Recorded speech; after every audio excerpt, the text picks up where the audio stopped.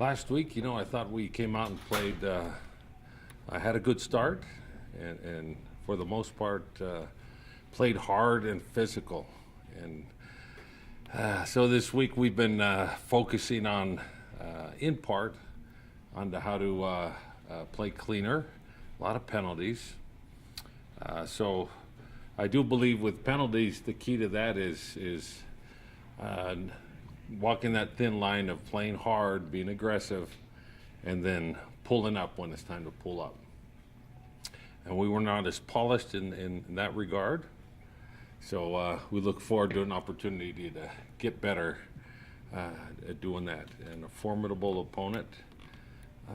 Another opponent we do not have a lot of information on going into the game, just as last week. So there's a bunch of things that we've been preparing for. And on game day, our job will be to adjust on site with the schematics that they're doing. But I look forward to going up to the great state of Texas and having an opportunity to play in a great college environment. Questions? How would you assess Taysom's performance in the opener overall? It's a good start, I believe, for him.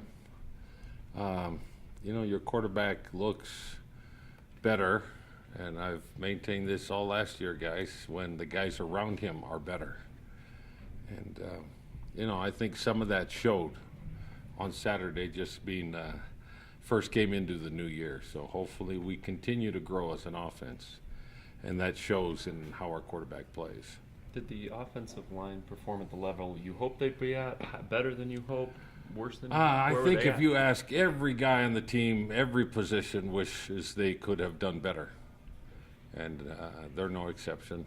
As with the receivers and running backs, every person feels that there's more they could have done, and that's why we look forward with a lot of anticipation to this next one coming up. But as far as the offensive line performance specifically, were you satisfied with what they did? Nobody's ever satisfied that I know of. Right. That I know of. So don't know how to answer that. Okay. Obviously, Texas is going to gear up to stop Taysom after what happened last year. Is it a guessing game on your part? It's like, what are they going to do? Well, I think the media makes more of that. They're going to be their team against our team. And so they're 11 against our 11. And, I know a lot's been made that Taysom, he'll by himself. No. That to me is more of a media thing. And so you're asking me. My take is it's our team against their team. And at the end of the day, our execution, our pile of productivity, the points we score, will be there, up there on the scoreboard, and that's our focus, simply the scoreboard. Is it accurate to say that Taysom had more freedom against UConn to maybe check off plays than maybe last year? That's kind of what it looked like. He has probably less checks this year than he did last year. And I do believe we as a group play faster the less thinking we do. So I don't know how it looked like from y'all's perspective, but our game plans have way fewer checks than they did last year. Robert, what was it like in July when you and Garrett visited Coach French? What was that? Oh my gosh, Coach, it was great. Shoot, he doesn't know what he's got, so he pointed us to a box in the garage, and we stripped down the whole garage. There were notes from 1982, and there were film from there, and I did find out he's got 3 16-millimeter projectors in his garage, and these were old projectors that I guess no one knows, but we found them. Great notes, man. It was unbelievable watching those cut-ups, looking at those notes, those game plans, and just catching up with Coach. We went and visited the Minnesota Hall of Fame at the University of Minnesota, and had a great time with Coach. And he just calls every week and he wants to know how things are going. So it was great to catch up with him. So are blocking schemes and techniques basically the same as 30-something years ago?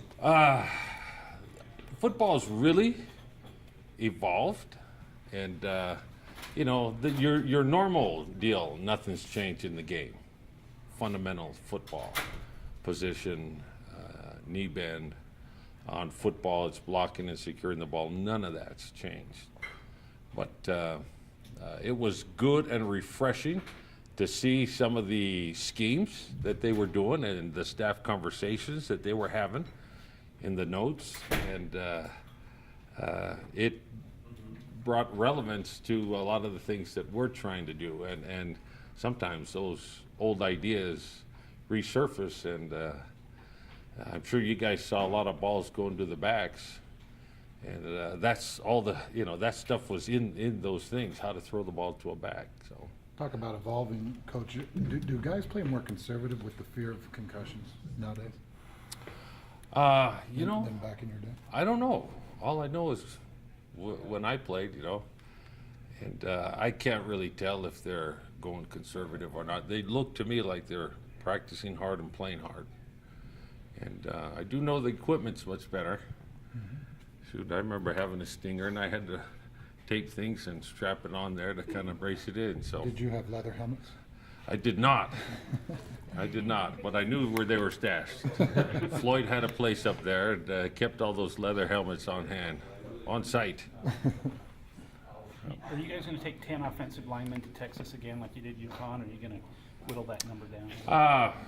That's usually what we carry is 10. So 2 deep in every position, including the O-line. I hope we do. Unless we got a bunch of injuries you guys know about, which I don't, so. That happens a lot. Injuries? No, that we know them and you don't. Sometimes that, totally. What is the traveling squad number these days? I don't know. I think we're traveling with 70 or lower 70, somewhere in there. Hey, Robert, how tested was the offensive line with UConn's scheme? Oh, those dudes up front were real. Yeah. The D tackles, the D ends, those are good players. Wow. It seemed like UConn, they didn't bring a lot of dogs, didn't bring a lot of blitzes. You know, they're still looking for an identity on their side, and this is the first game in their program with that new coaching staff. So they're still figuring a lot of things out, but those dudes up front were real dudes. Were you a little bit surprised when they were rushing 3 and then, you know, they'd bring 4 at times, but it seemed like they were more concerned with dropping back and respecting Taysom's arm a little bit? Yeah, I think they were probably more advanced in their coverage area, so they probably went with what they felt they were better at. So, yeah, a lot of coverage. And, you know, running the ball is not easy against UConn. Those were tough yards. So interesting. I mean, they focus on the coverage. Taysom's still completing. I mean, at one point they drop 8 right after you guys get the turnover, and he finds the seam with Mitch Matthews. Taysom's throwing ability just looks improved.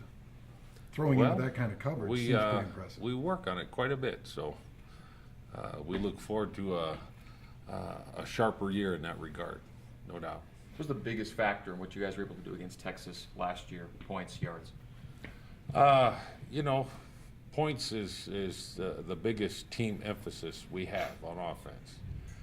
And the quicker we can score, the better for the team. The more we can score, the better for the team.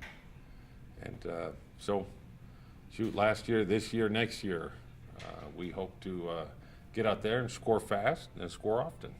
What helped it all come together against Texas last year in that game? Biggest factor? Well, I do believe the biggest factor was getting in the end zone. You know, scored. It's beautiful when you score. When you don't, then it's real tough.